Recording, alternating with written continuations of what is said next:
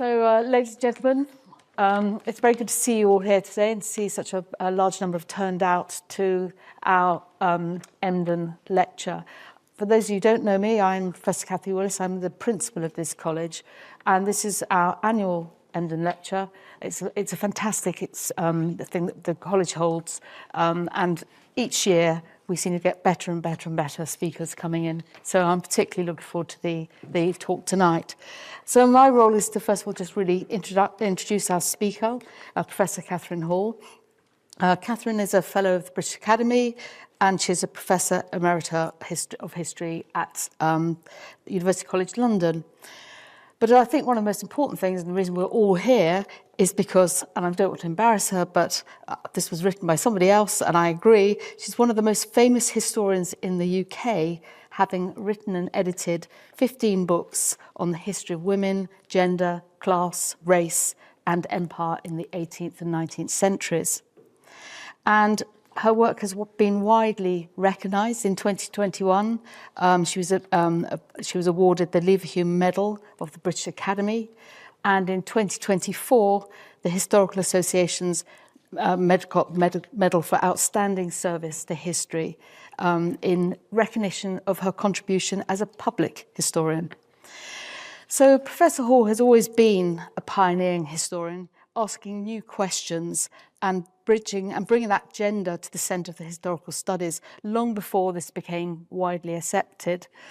And she pioneered a new way of thinking about the relations between Britain and the Empire, and the idea that British history cannot be understood in isolation from imperial history. Catherine founded and directed the UCL Centre for the Study of the Legacies of British Slavery, which has investigated the history and legacies of slave owners and estates well beyond abolition. And it really, when I was looking at this today, the amount of work that she and her colleagues have done in this context, it really is staggering. Together, they've documented compensations awarded, and I had no idea about this, and I hope we're going to hear something about this, compensation awarded by Parliament to something like the 46,000 slave owners in Britain and some 16,000 in the British Caribbean following abolition. This is one of the most valuable historical resources ever made publicly available, and it has profoundly informed public debate with hard evidence about the ways in which slavery has shaped society, culture, and economics beyond emancipation and to the present. So the lecture that Professor Hall is giving us tonight covers the subject of a book she published only a few months ago with Cambridge University Press on Edward Long and the history of racial capitalism. And she's going to be speaking about slavery, capitalism across the 18th century Atlantic world. Catherine, over to you. Thank you.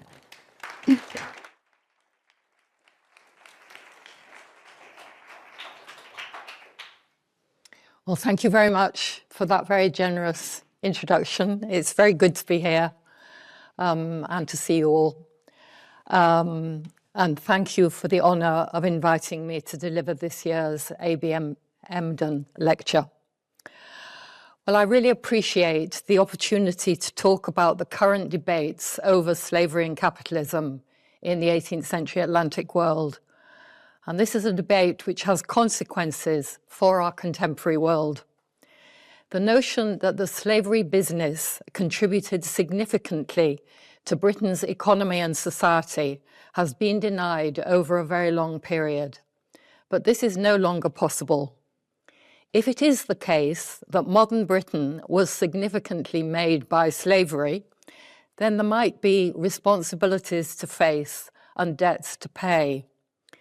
Britain's wealth, which may seem a limited asset in the current economic situation, but try comparing it with the Caribbean or indeed with Africa, might have to be shared with others. There may need to be a serious national conversation about what repair and reparations might mean. And this is in the context of the pivotal place of history, whose history, which history, in the heated debates over British identity and Britain's future. How can we understand and explain the past that has shaped our present and matters greatly to our future. My focus this evening will be on England and Jamaica from the mid-18th century to the early 19th century. And a major source for me is Edward Long, the great 18th century historian of Jamaica. His 3-volume History of Jamaica, which was published in 1774, is the authoritative text on the island, its economy, politics, society, and culture. Long had 2 key tasks in his mind when writing these volumes: to prove to his metropolitan readers that Jamaica contributed great wealth to Britain, and to prove that slavery was not only essential to this project, but that it was also natural. Black people, who he named Negroes with a capital N, were born to be servants to the colonists named Whites with a capital W. His history was about the making of race as well as wealth, the making of black and white. And my work, as I understand it, is to unpick that story. This is the history of Jamaica. Long penned an extraordinary description of the economic benefits which Jamaica brought home.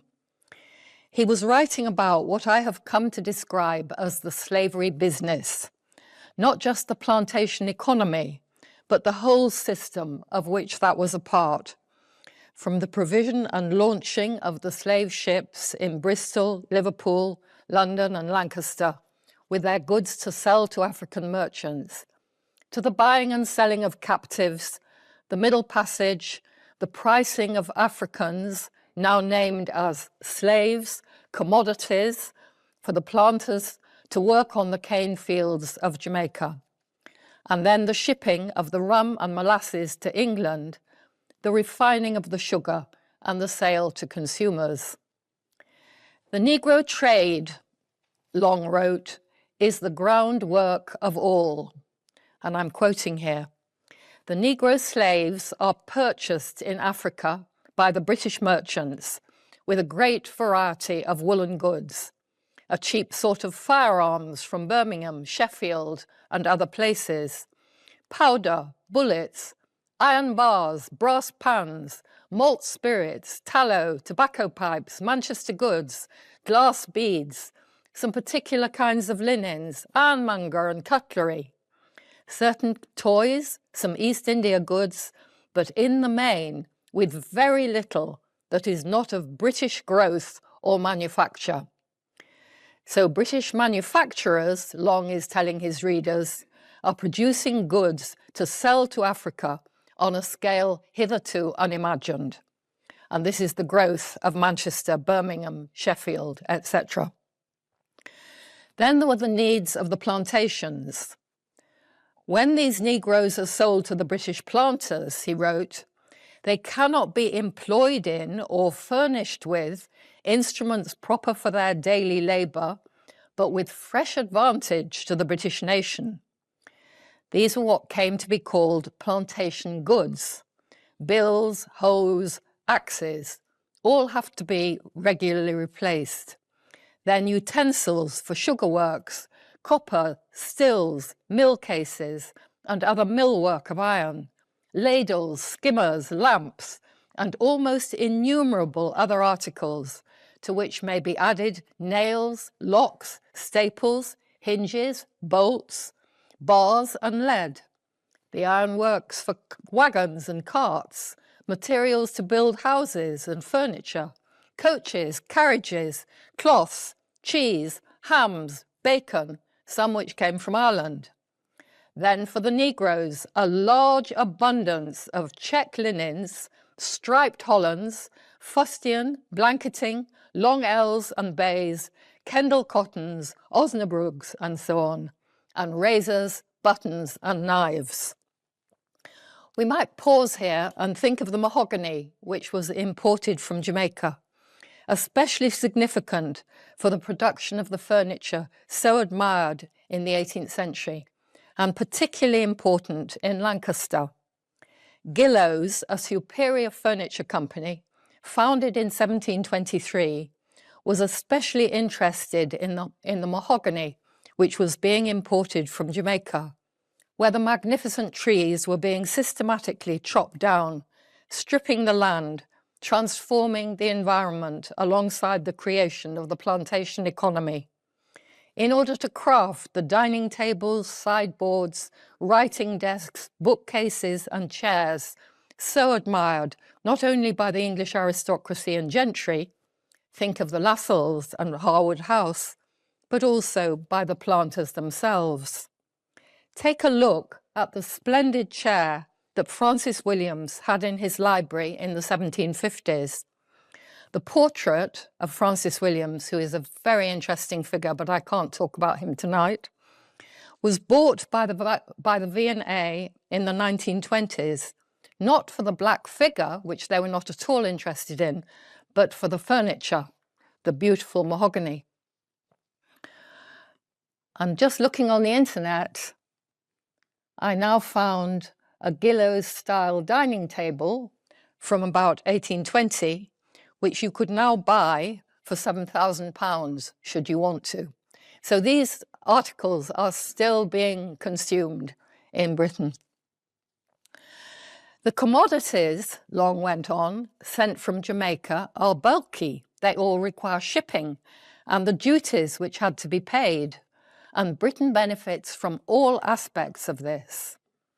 And he concludes, if, upon the whole, we revolve in our minds what an amazing variety of trades receive their daily support, as many of them did originally their being, from the calls of the Africa and West India markets, if we reflect on the numerous families of those mechanics and artisans which are thus maintained, and contemplate that ease and plenty which is the constant as well as just reward of their incessant labours, if we combine with these the several tribes of active and busy people who are continually employed in the building of the ships, the seamen who sail on them, we may from thence, from all of this, form a competent idea of the prodigious value of our sugar colonies and a just conception of their immense importance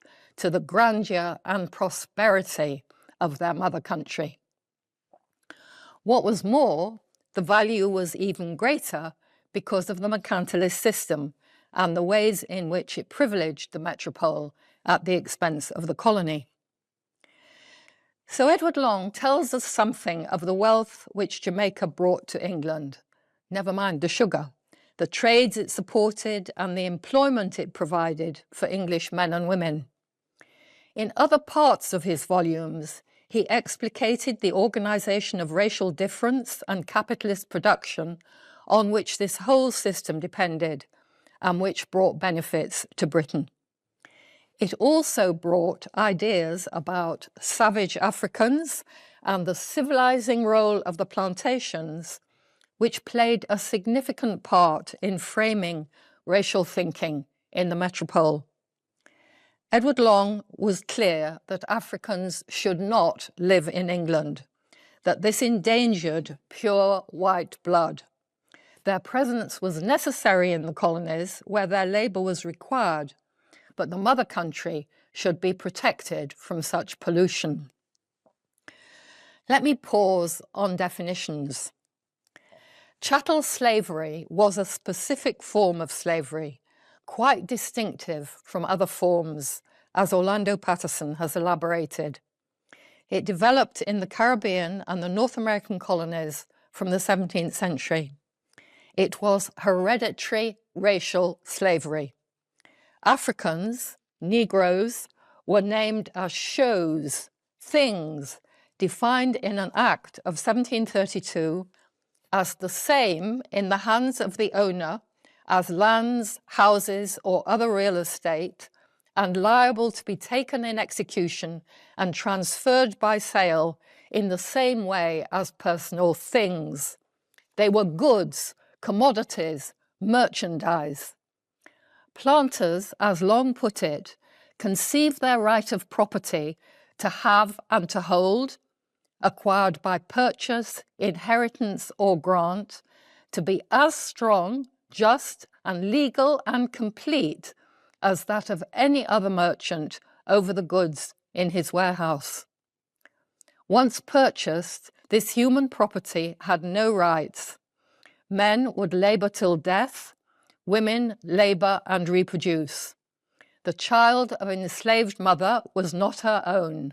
She was the property of the slaveholder. The babies to be were named in wills as what they called increase, and this was a further source of labour and capital for the enslaver. Patterson argues that the cruelest aspect of this system was what he names natal alienation, the denial of belonging to parents, ancestors, and descendants. Slavery was not legal in England, but the slave trade was. It was this absence of a positive law legalising slavery in the metropole that forced Lord Mansfield to declare in 1772, in the famous case of James Somerset, that a runaway or freedom seeker could not be kidnapped and re-enslaved in Britain. In England, actually. The black population of London greeted this as meaning that slavery was illegal in the metropole, but it didn't actually say that. And then the definition of mercantile capitalism that I'm using. It's vital to point out that this was mercantile capitalism, not industrial capitalism. And it was a system rooted in sugar-based plantation slavery, financed by metropolitan credit and organised within a mercantilist framework by an expansionist colonising state. It was a complex and hybrid system that developed across the Atlantic, dependent on the ocean currents, which allowed ships from Europe to sail to Africa, from there to the Caribbean and back to Europe. It transformed African societies, Caribbean islands, and the mercantile capitalism of early modern Britain in its wake. It marked a particular phase in the organisation of capitalism, when goods were exchanged for people, cane transformed into sugar and rum. The circuit operated within racialised and spatial specificities, utilising different regimes of exploitation, both wage labour and chattel slavery. This was a hybrid system in which bills of exchange played a critical role, allowing debts to mushroom, credit to flow, and capital to accumulate. Economic relations were articulated with legal, political, and cultural practices which institutionalized freedom as almost exclusively white and slavery as black. Each moment in the circuit of capital production and reproduction on the African coast, in the ship, and on the plantation was racialized in specific ways. And I call this system racial capitalism. I use the term for this specific spatial and temporal system. I don't think it is a term which is universally applicable. We need to work out whether it's a term that's useful in other contexts. Capitalism always depends on the production of difference, but it's not necessarily racial difference. It was Eric Williams's book, Capitalism and Slavery, in 1944, which kick-started the debate about the relation between the two in both the US and the UK. Eric Williams, a Trinidadian, gained a scholarship to Oxford in the 1930s. He had been taught at school by the young C.L.R. James, the great Trinidadian writer and historian. To be in Oxford seemed a triumph for this young black boy, the place of dreams for a young colonial. But Williams became enraged by the history that was being taught on slavery and emancipation, the picture that was presented of the triumph of Wilberforce and Britain's gift of liberty to benighted peoples. According to C.L.R. James, and this may be an apocryphal story, Eric Williams went to him, younger man going to the mentor, having been offered a scholarship, to ask what he should do for his doctorate. James took a piece of paper and sketched out Capitalism and Slavery. It was to be the counterpart to his Black Jacobins, published in 1938, which told the story of the triumph of the enslaved in Haiti and the connections between the development of capitalism in France and the revolution in Saint-Domingue. James was putting the Caribbean and Black people's struggle as central to the emergence of the modern world. Looking forward, he hoped, to mass mobilizations of Black people in Africa and the Caribbean and the ending of colonialism.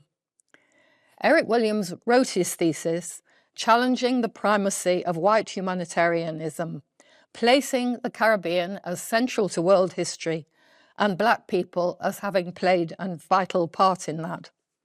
A future Prime Minister of Trinidad, of independent Trinidad, of course, he looked forward to the winning of independence and sovereignty and the destruction of the colonial system. No one would publish his work in England, but it was eventually published in the US in 1944, and it has finally, recently, been published in Britain. Eric Williams recognized the importance of the resistance to slavery in the West Indies, the rebellions in 1816 in Barbados, in 1823 in Demerara, and in 1831 in Jamaica.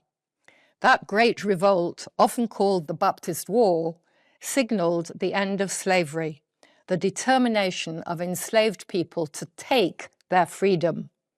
As one Jamaican resident wrote to the governor at the time, the slave, quote, knows his strength and will assert his claim to freedom. By 1833, Eric Williams wrote, the alternatives were clear: emancipation from above or emancipation from below, but emancipation. He recognized the significance of the humanitarians, but their efforts were not enough. There was a vital economic impetus for abolition. Plantation slavery was in decline, he maintained, and a new class of manufacturers and industrial capitalists were keen to abandon the mercantilist system, which protected the planters and kept the price of colonial sugar high, and move to free trade. They argued, as did Adam Smith, that free labour, wage labour, was more efficient than slave labour.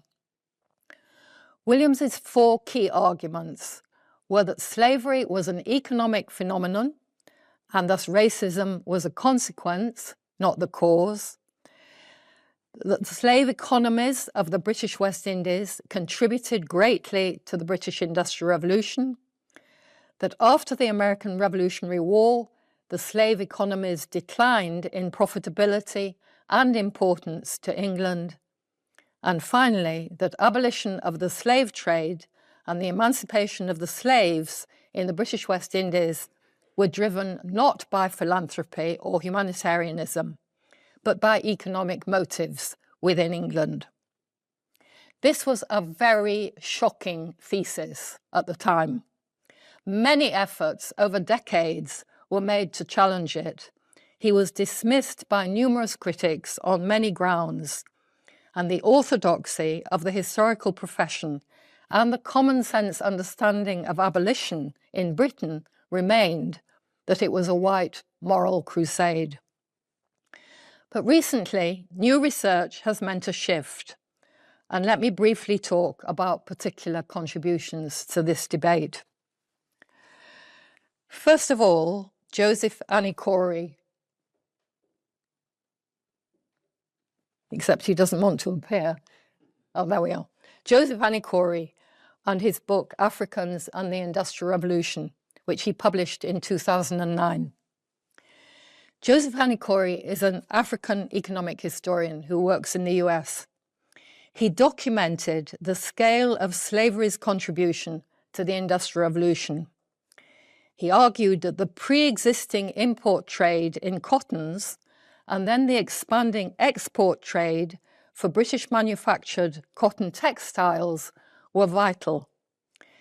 This perspective were counterposed to those who have argued for a primarily endogenous metropolitan phenomenon, in other words, it all happened here, based on the distinctive scientific, technological, and cultural characteristics of 18th century Britain. Inikouri argues Britain was already importing cotton textiles from India to satisfy a domestic demand and began to re-export cottons both to exchange for the enslaved in Africa and for a rapidly expanding European market.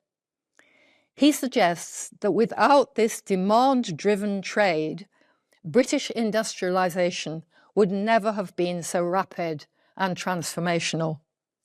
Yorkshire and Lancashire were pivotal in this development. Some of the poorest regions in the early 18th century, with very low wages, were amongst the richest by the end of the century.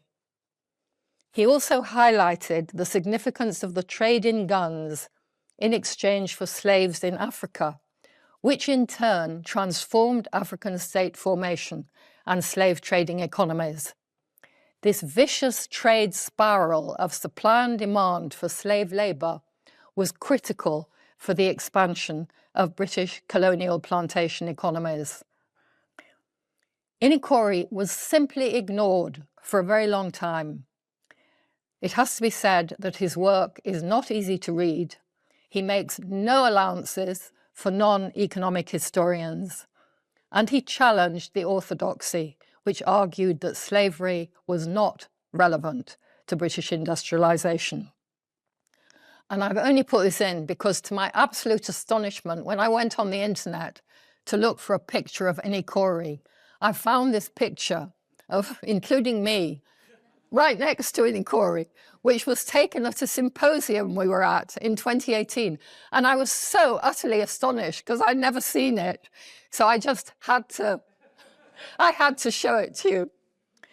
At this symposium in 2018, he was absolutely astonished to find that he was being taken very seriously and celebrated by Atlantic scholars from across the world. It was quite moving because nobody had ever taken any notice of him. And then he came to this conference. Everybody was clapping him and celebrating him. He kind of expanded, you know, in the sense of, oh, thank goodness, somebody's been reading me. Somebody appreciates what I was doing. Well, my second example is our Legacies project. The bicentenary of the abolition of the slave trade in 2007 marked a new public conversation in Britain about slavery. Why were we celebrating abolition rather than thinking about the centuries of slavery that preceded it? Why was William Wilberforce remembered rather than the unnamed Africans who had resisted slavery? The presence in the UK of a second generation, the children of the Windrush, made for a new politics. This diasporic population defined themselves as black, asked whether they could possibly be British, and rejected parental anxieties as to making claims on the host society, which had demanded their labour but offered scant reward. The new generation of Black Britons denounced British racism, demanded the full rights of citizenship. They wanted a new history. They wanted to understand the impact of empire and colonialism and to explore new histories, not the ones that were being taught in their schools. And it was this which provided the context for the development of our project at UCL in 2009 and the Legacies database which we created. The British orthodoxy was that race and slavery happened in the Caribbean and in the US, not here. We aimed to unpick this and, building on Eric Williams, to undo the common sense understanding that abolition was effected by white humanitarians and had nothing to do with economic power. we used the fact that when slavery was abolished, slave owners received compensation to the tune of 20 million to explore who they were. We focused on the Britons who benefited. I mean, there were over 40,000 slave owners who received compensation. There were roughly something over 4,000 with addresses in Britain, and those are the ones we focused on. This was for us a way of bringing slavery home, identifying the individuals who received compensation and what they did with the money, challenging the distancing and the disavowal of British involvement. We documented the activity of numerous individuals, including not just the well-known names like John Gladstone, this is just an example of one of our biographical notes, but many widows and single women who inherited through their fathers and husbands and were living off the ill-gotten gains of their families. Compensation was used to invest in railways, merchant banks, insurance, and urban property, contributing to the emergence of Britain as the dominant global power in the 19th century. Houses were built, books and artworks bought, enabling slave owners and merchants to buy a place in polite society. The slave owners took their human and financial capital to the new colonies of white settlement, Australia, Canada, and New Zealand, facilitating the further expansion of white power. They actively defended the political and economic interests of the planters over the next decades, arguing for indenture so that they could bring in South Asian labour, which would lessen their dependence on the emancipated. They claimed to support emancipation, but worked hard in their writings to reconfigure racial inequality. For when slavery was no longer there to secure it, how might it be secured? In a second project investigating the Britons who were slave owners in the Caribbean between 1763 and 1833, we identified their estates and the riches they were producing for Britain. Our findings are all available on the database. It's a public resource financed with public money, free, very easy to use, and continues to benefit from additional information from over 1,000 members of the public. The database has had a profound impact since it was published. The killing of George Floyd in 2020 and Black Lives Matter impelled numerous institutions to investigate the legacies of slavery, and LBS is a first port of call. The universities and colleges, the Bank of England, the Church of England, the museums and galleries, Lloyd's of London, etc., and the descendants, both of the slave owners and the enslaved, who've been able to do work on tracking their ancestors. Many of the investigations have focused on following the money, who invested in educational institutions, who bought pictures which became part of national collections. But to my mind, perhaps the most important legacy of slavery is the common sense on racial difference, which it normalised. Artists, too, have made use of the database. Joy Gregory, a Black British artist whose family came from Clarendon, the parish in Jamaica where the Long family had their plantations, has a deep interest in the relation between Britain and the Caribbean. Much of her work on Hannah Sloane, for example, the Anglo-Irish doctor and collector who married into a slave-owning family and whose extraordinary assemblage of artifacts formed the original holdings of the British Museum, has focused in her work on what is seen and not seen. Her recent large embroidery, commissioned for the Royal Albert Memorial Museum in Exeter, focuses on the story of sugar production and consumption in 17th century and 18th century Devon and Cornwall. Our database, combined with the work of local historians, provided evidence on the country houses built on the basis of slave wealth, and these are juxtaposed in her embroidery to the pains of the enslaved on the slave ships and plantations. Colliding the worlds of immense wealth and privilege alongside the trauma and pain of the enslaved on a single plane, it brings together related histories, usually separated by amnesia. I see my job as an artist, Joy has said, to create curiosity and bring histories together. Joy was so generous as to design the cover for my book, Lucky Valley. Visual culture, I think, opens the eyes in a way that written texts cannot do. Let us take a detour from the language of straight description to the language of the imaginary, as Stuart Hall put it. So this is my cover, of which I'm incredibly proud, though it's her work that I'm proud of. And these are details from the embroidery on the cover. My third example. Over the last decade, a significant amount of new research has expanded our knowledge of the connections between slavery, capitalism, and the Industrial Revolution. Maxine Berg and Pat Hudson's book, and I can see that Maxine is here, which I'm very pleased to see, published last year, combines their own research on production and consumption with that of others to provide a new account of the scale of the impact of slavery on British industrial development. I want to go, sorry, now go to your cover. They pick up and intensify the arguments sketched by Williams and first elaborated in detail by Nikori that the importance of slavery to commercialization and industrialization lay in its regional impacts, above all in the Northwest. And let me just give two brief examples from the wealth of material they have in their book.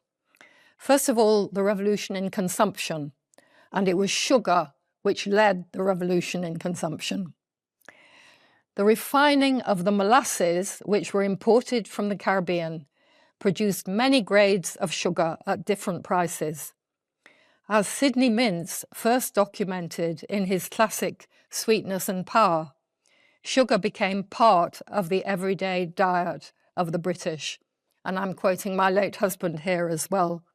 I am the sugar, as Stuart said.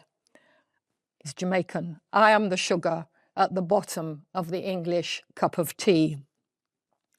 The work of the enslaved provided much needed energy for the emerging urban and industrial proletariat. New refining and processing industries were established, especially in the slaving ports and their hinterlands. The retail trade expanded in new urban centres, groceries and tea dealers who dealt with imperial products, sugar, tea and coffee as a major part of their stock. New manufactures were associated with consumption. The porcelain cups and saucers might be imported from China, but mahogany silver boxes, silver tongs and teapots, Wedgwood tea sets were produced at home, all part of the rituals of tea drinking, the politeness so valued in the new culture of taste. Sugar bowls with their embellishments were to become a target for women abolitionists of the 1780s and 1820s who encouraged abstinence from slave-grown sugar. And this is I've gone to, wait a minute, have we got? No, okay. So these are the English porcelain, but then I've got examples from Lubaina Hamid's wonderful work, Swallow Hard, the Lancaster Dinner Service, which was first shown in the Judge's House in Lancaster. But Lubaina didn't do any tea set in that, so I couldn't get the tea set from that. But they're extraordinary, extraordinary pieces. Lubaina Hamid is again, Black British artist who, nobody paid any attention to until very recently. When she won the Turner Prize, everything changed. The byproducts of sugar refining were used in brandy, gin, rum, and whiskey, And while the consumption of beer and wine decreased, there were significant increases in these, led by gin for the poor, soon to be replaced by rum. New practices of sociability were associated with this, both at home and in clubs, punch houses and taverns, all requiring new kinds of glassware. Tobacco and coffee were other important imperial products, and for a few decades after the revolution in Saint-Domingue and the destruction of that market, Jamaica led the world's coffee production. As Berg and Hudson conclude, the spread of new consumer tastes meant new industries, the industrious revolution, as it's come to be called, that provided the labour force for the Industrial Revolution. And this was associated with the growth of wage labour, all part of the shift to new kinds of economic organisation. The second example I've taken from their work is on the iron and copper revolutions. Plantation demands for metals, engineering products, agricultural implements and so on initiated technological and organisational developments and regionally concentrated change. All this was crucial to wider processes of industrialisation. There was innovative investment in mining, iron and copper, smelting by tobacco and sugar merchants and the banks, developments in the southwest coalfields, the Cornish copper mines, copper refining in the Swansea Valley, iron refining in South Wales and the West Midlands, coal mining in the northeast, mining and iron manufactories on the Scottish coalfields. The first canal boom came in 1768 to 86, the second in the 1790s. Canals joined river systems with links to the sea. Birmingham likes people to remember that Birmingham, centre of so many canals, was the Venice of England in the 1790s, which might surprise you if you only know contemporary Birmingham. Copper was the fastest growing industry to the 1770s, tied particularly to plantation demand. Copper and brass were an important part of slave trading cargoes. There was demand for both in Africa and the West Indies. Demand drove innovation. The importance of Bolton's Cornish mining enterprises to the development of steam engines. The Bolton and Watt engines spread across the West Indies in the early 19th century. Atlantic trading was a major source of demand for iron goods, and iron masters often had mercantile backgrounds connected with slaving. Large-scale enterprises demanding long-term investment in fixed capital and infrastructure transformed the industrial landscapes of South Wales, southern Scotland, the West Midlands and the north of England.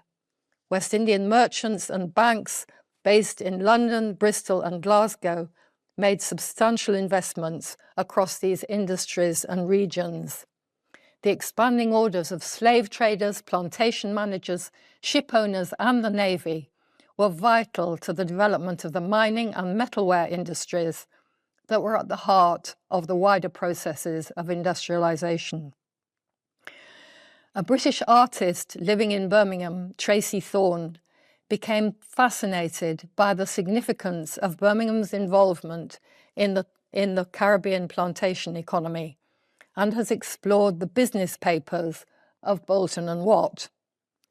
Bolton and Watt have figured largely in the story of engineering genius and technological innovation, part of the famous Lunar Society.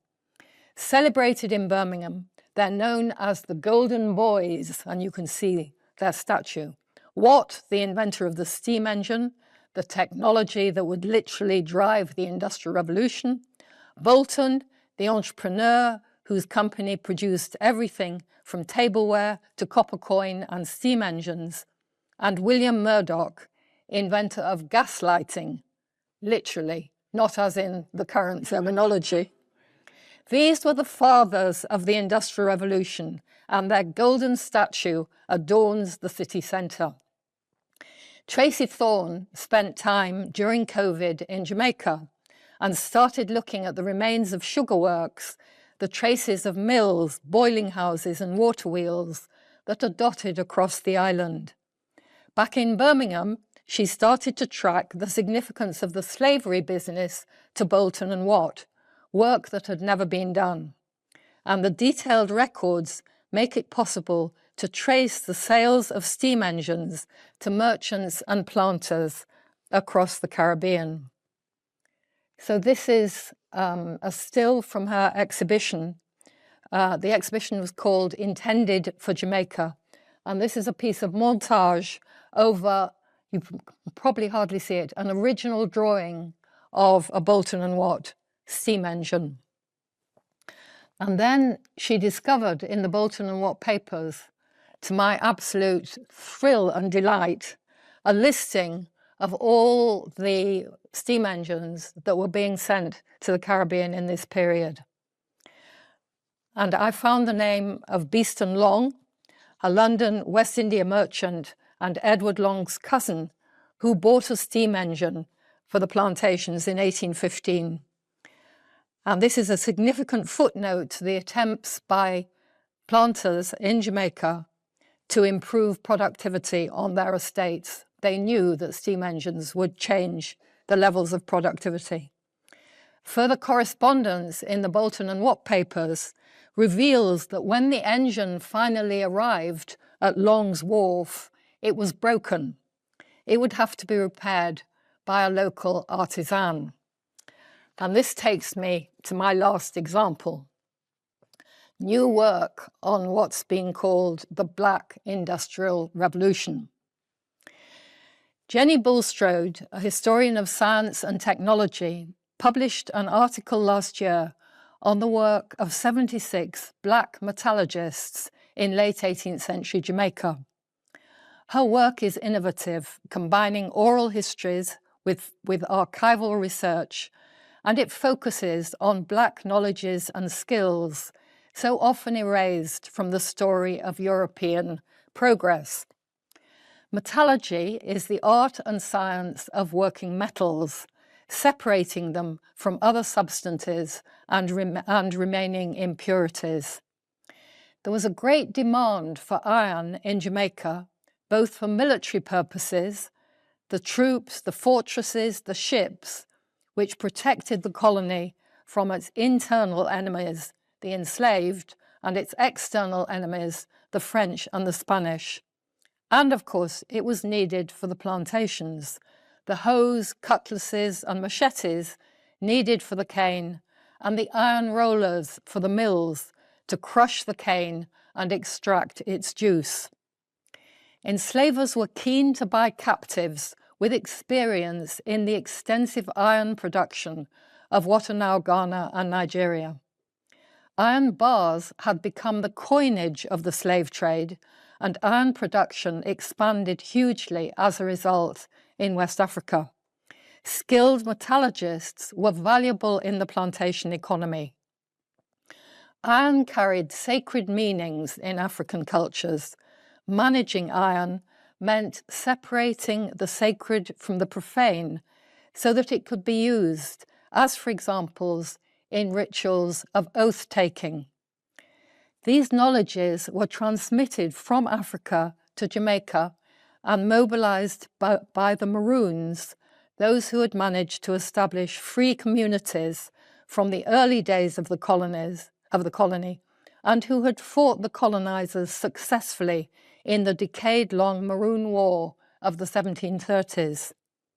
The peace treaty that they had won in 1739 established a limited freedom for two communities, but on the basis that they would catch runaways and return them to their owners and support the colonists in any rebellion, which they did.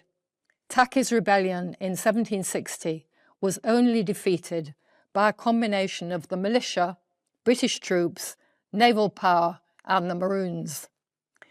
Still, the Maroons remained a potent threat a living embodiment of black freedom, because they were not enslaved. They were free black people. The colonists' need for iron was partially blocked by metropolitan legislation, which precluded the establishment of foundries. Refining iron was only allowed in the mother country, just as sugar could only be partially refined on the island, reserving its manufacture for Britain.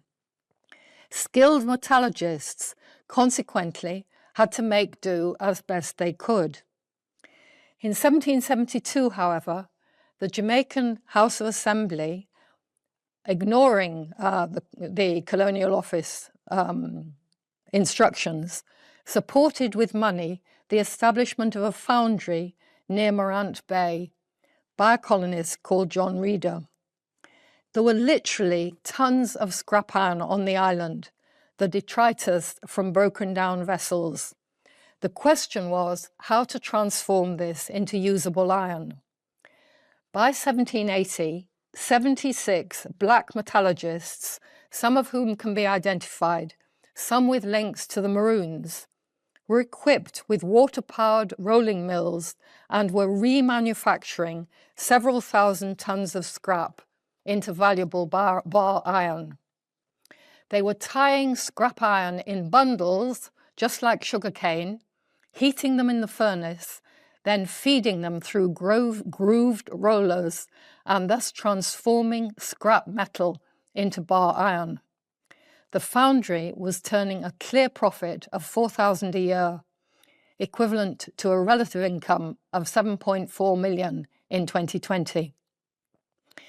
In 1782, Reeder's foundry was dismantled by order of the governor on the grounds that it might be utilized by France or Spain, for invasion was imminently feared, or indeed by the enslaved. The residue was loaded onto ships and eventually arrived in Portsmouth. Henry Court, scion of a family embedded in the Lancaster slavery business, was unsuccessfully attempting to make money from a rolling mill in Portsmouth.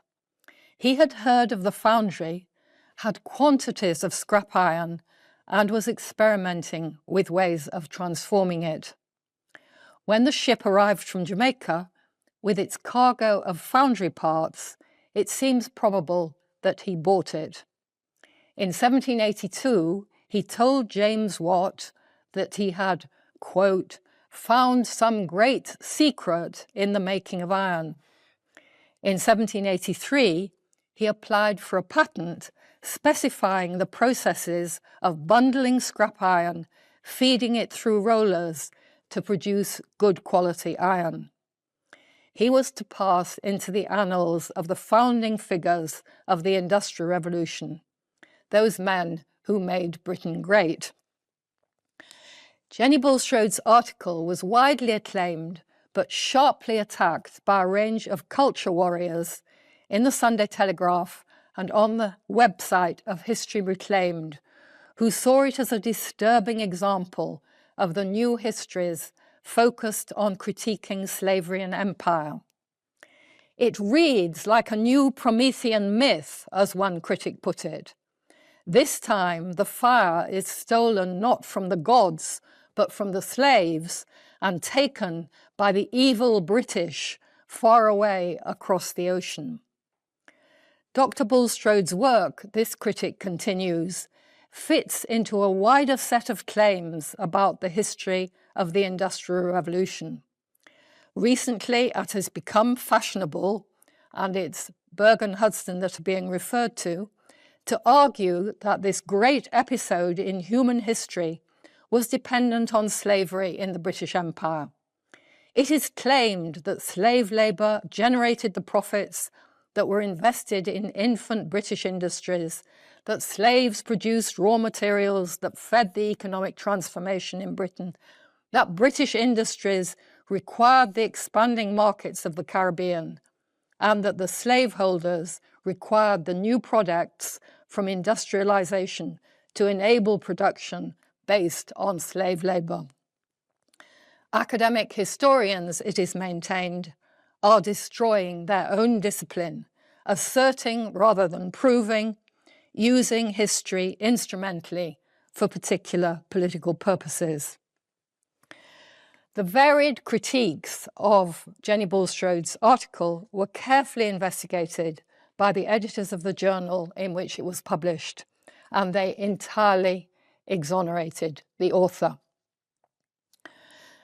The new histories that are being produced that document the significance of slavery and other forms of coerced labour in the making of modern Britain, the transmission of wealth from the colonies and the resulting inequalities, the mobilisation of racial difference in the interests of white power, that consider black agency and the ways in which the colonial archive has marginalised people of colour and the indigenous, are not interested in vilifying the evil British.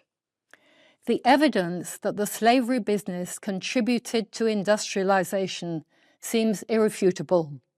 What we now know is that slave wealth was transmitted to Britain and contributed to new railways, marine insurance, merchant banking, urban development, that the needs of the plantation economy were many and varied and had effects for shipping, coal, iron, copper, and the metal industries, that local historians have done extraordinary work in expanding our understandings of the reach of slavery-related industry.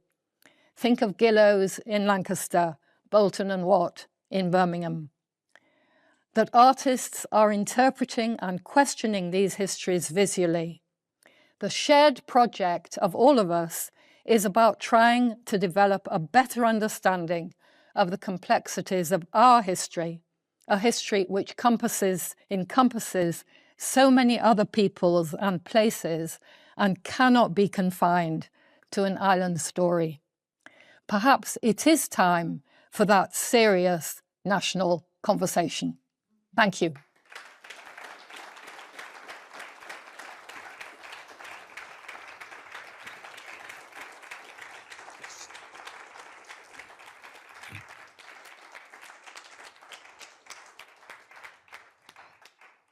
Thank you, Catherine. This was a brilliant lecture, really memorable and exactly what we were hoping for. I think you have the amount of material, evidence, visual material, textual, documentary, as well as the scholarship that you have presented to us and discussed, I think leaves no doubts about the entanglement of slavery and capitalism across the Atlantic. But I'm sure that there will be questions, and we have about 10 minutes for questions, so please. And there's a mic going up, so... I just have to tell you, I'm what they politely call hard of hearing. So you have to either shout or talk right into the microphone or come up.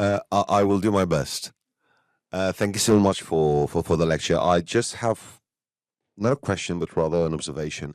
Have you seen any similarities between Long's work and some earlier works by James Knight, for example, or even contemporaries by Brian Edwards, in terms of the correlation between slavery and the economic prosperity in Jamaica at the time? Thanks. Just tell me who are the... No, take back the microphone. Who are the writers? That James Knight, he wrote in the 1720s. Oh, and Brian Edwards. Joseph Knight. Joseph Knight, yes. James is, he's catalogued in the British Library as James, so yeah. If you found some similarities between the way they... Absolutely loads. You probably know that Joseph Knight, am I getting muddled up? Is Joseph Knight? I think it's James. I do beg your pardon. I beg your pardon. Joseph Knight is the case in Scotland about... Right, okay. You probably know that the copy is in the long papers in the British Library. And that, thank goodness, it's now all been transcribed and edited and published, since his handwriting is quite tricky. Anyway, there are huge similarities between the two, but the difference, of course, is that one is 40 years before the other. And so the situation has changed so much, so that in the 1720s, slavery wasn't at risk in the way it was in the 1770s. And what really transformed what Long was doing was the Mansfield case, because he was writing the history anyway. But when he returned to England after 11 years in Jamaica, he was absolutely shocked when he realized that slavery had become an issue legally in the metropole. And that's why, you know, the polemic, the powerful polemic of justifying slavery, which of course Knight didn't feel any need to do. But in terms of them both being, they're both colonial historians writing for a metropolitan and colonial audience. I found it a completely fascinating volume, actually. Mm-hmm. Thank you so much, Catherine, for a really interesting talk. At the beginning of the talk, you said that not all capitalism is racial capitalism, and you've showed very persuasively that mercantile capitalism was racial capitalism. But you also showed that industrial capitalism was very much founded by ideas, by the technology, as well as by the resources of slavery and the type of racialization of slavery. So I kind of wanted to invite you to say maybe something about industrial capitalism and the place of race within it. You've worked also on your, much earlier work on gender and industrial capitalism. So I thought maybe, I was just really curious to hear if you think industrial capitalism is a form of racial capitalism, or what is the place of race within it? I think what's really important is, racial capitalism has become it's just become a modish term. And so you even see placards on demonstrations saying, abolish racial capitalism. And I strongly suspect that people aren't really sure what they mean by that. And I don't think that all forms of capitalism are racial. And I think what we need, I think there's a very interesting conceptual set of arguments going on about it, but not many case studies. And that's why I'm so proud of Lucky Valley, to tell you the truth, because I think it is a case study of a particular form of racial capitalism at a particular time. And one of the others that I think is absolutely brilliant is Walter Johnson's book on the Mississippi Valley. And what he says there, which is about industrial capitalism, which is also, of course, locked into slavery in the Mississippi Valley. What he says there is there's slavery and capitalism, and we have to look at both and see what the relation is at any specific time. Now, of course, once industrial capitalism developed in England, of course, it was also relying on a spatial division of labour which was racialised. So, that isn't, when I was working a long time ago on, really quite a long time ago, on, the gendering of factory work, for example, it literally did not cross my mind that it was terribly important to think about what was going on in the Caribbean as well. It took me a while to realise the entanglement, which of course goes on and on and on. And so, but then it's not in relation to slavery, it's in relation to indentured labour or coerced labour of different kinds. So there's just so much work to be done, actually, and lots of it is now being done. I think we're in a very fertile field of scholarship where so much interesting work is being done, and really it's global, and that's what's so important. So we've retreated from I shouldn't say, I should be very careful about using we. I've retreated. I spent quite a few years writing a critique of Macaulay's Island Story and trying to understand why at that time an island story made a nationalist island story was, the most popular book to be read by hundreds of thousands of people, not only here, but in Australia, New Zealand, across the white settler world. But now I think people are looking for something else. I think there's a much greater understanding now, obviously, partly because of a huge demographic change that has taken place in Britain. And therefore, all the other peoples who are here who are saying, what about our history? What about etc., etc. So that wider frame, but we can't give up on Britain either. This is where we live. This is the politics we're engaged in. What's the future here? Pretty pressing questions today. I think most of you will agree. There's Maxine, who I've been quoting, so okay. We might have time for both questions if you... Thank you so much for your lecture. I was wondering if you see any motivation or impetus within England for meaningful partnership with the University of the West Indies on addressing these topics, particularly the project on the Centre for the Study of the Legacies of British Slavery. Can you speak at all about the history or the potential that you see in such partnership to really resolve these issues meaningfully in an academic sense? It's a really excellent point. I think those partnerships are incredibly important for the future. And I mean, now the work of the centre at UCL is now focused. We've had enough of the enslavers, the slaveholders, the slave owners, the planters, whatever you want to call them. It's now focused on the enslaved. And it's focused, what's currently happening very slowly is the digitization of what are called the slave registers, which are the registers that were taken because the abolitionists pressured for them from 1817 to get a triennial census of the enslaved across the British colonies in order to demonstrate the scale of mortality and therefore how, despite the abolition of the slave trade, it was still a killing system, an absolutely killing system. So there are these incredible records which have been used. I mean, they're used by everybody, but there's going to be a better version of them, hopefully, in the not too distant future.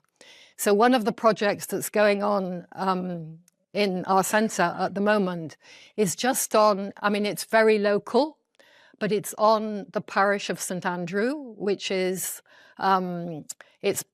it's where Port Royal is, and Port Royal was the original port in Jamaica, which were, of course, many of the slaving vessels came into. And it's focused on a mountain village and the community there and on Port Royal.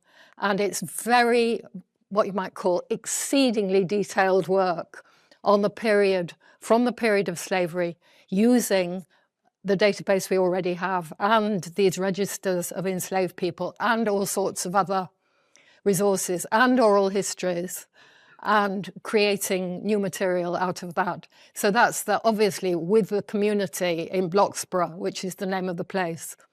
So it's a partnership of that kind. And then I just referenced the University of Glasgow's commitment when the University of Glasgow was one of the very first, before George Floyd, to do an investigation of links. And of course, there are loads in Glasgow because of tobacco, primarily. And they made a commitment to work with UWI in Jamaica on a joint MA on reparation. So these things, they're happening, but it's very slow. University bureaucracies, both here and there, are not exactly speedy in there. And of course, I mean, crucial to all these investigations is that many of them, which started after George Floyd, people now think, we've done it, the work's done, we've done the research, tick for us, you know, off we go and do something else, worry about something else. So the pressure, the political pressure has gone from Black Lives Matter, and that makes a big difference to what institutions are committing themselves to. We've got too many cases of investment which was put in and then stops, all those problems. Thank you. We have one last question from Maxine Burke. There's probably a comment. Thank you. I think that just that last point I just think was really important. The University of the West Indies Press. There's been so many really important works, including the recent work on the steam engine in the West Indies, published by the University of West Indies Press. But, you know, where do we get these books? Richard Sheridan was published by the University of the West Indies Press. It's a bit different than having your books published by Princeton University Press or Cambridge University Press or whatever. So I think it would be really good to elevate the place of this important press. I've got a couple of other quick, maybe they are comments. One is about the trade in cottons. I think it's really important that we move on from the triangular trade to the diamond-shaped trade. Half those textiles, at least, well, half those exports going to West Africa to exchange for enslaved peoples came from India. Yeah. So South Asia needs to be part of this story. Those cottons were absolutely crucial. And I do think we need to have some debate about Jenny Bulstrode. I really dislike the culture wars comments. Pat Hudson and I were accused of treason de clerk. I don't think our book deserved that. But I think there are deep problems with the analysis that Jenny Bulstrode has put forward. And one of those goes back to, why do we need these great men histories of technology in Britain or in the West Indies? These transitions in technology are made by the people who do the work. And that happened in Britain as well as in the West Indies. Yep. Resources, materials have to be adapted and used in their different contexts. And it's the people who do the work who do this. Yep. Other people can buy patents. They're very expensive. In the 18th century, they cost £300 for a patent. That was a fortune. And that transition of iron puddling that we associate with a patent bought by Henry Court is something that is innovated through over years in large manufacturing enterprises. Richard Crochet was investing in these, but the people at the workforce was making these inventions. We don't need a Jenny Bulstrode story or the to do Golden that. Boys. We don't need the Golden Boys either. They bought the patents. They spent, Bolton, the fortunes that Bolton and Watt spent to defend that patent for the steam engine. And it was being used all over. But there are deep problems with the argument she puts forward. And I think one of the most interesting interventions is a long correspondence that went on by the members of the Historical Metallurgical Association. It's kind of an industrial archaeology association. And they investigated this very carefully. And I think I do urge people to go look at the back and forth correspondence amongst them, trying to figure out if this might be possible, if this is So I think that some serious work has been applied to that by people who actually know what the technology is. Point taken. Thank you. That is great. Thank you very much for the questions. I will now hand over to the principal for the final word of thanks, but I just want to say something. I realize I didn't introduce myself. I'm Filippo De Vivo, and I'm a tutorial fellow in this college. And I just want to say I am so pleased to see not just so many of you, but so many of our students, graduates and undergraduates from across the 3 years. I told you this would be good, not just for approaches, not just for disciplines, but for the mind. And I hope you agree. So well done for being here.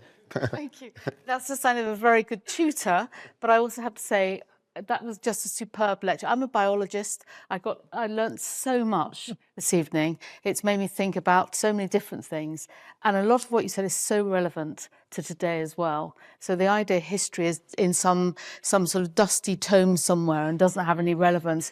It couldn't be further from the truth. So thank you for just giving such a fantastic talk today. You really have given one of the best Emden lectures I've ever heard. Thank you. Thank you.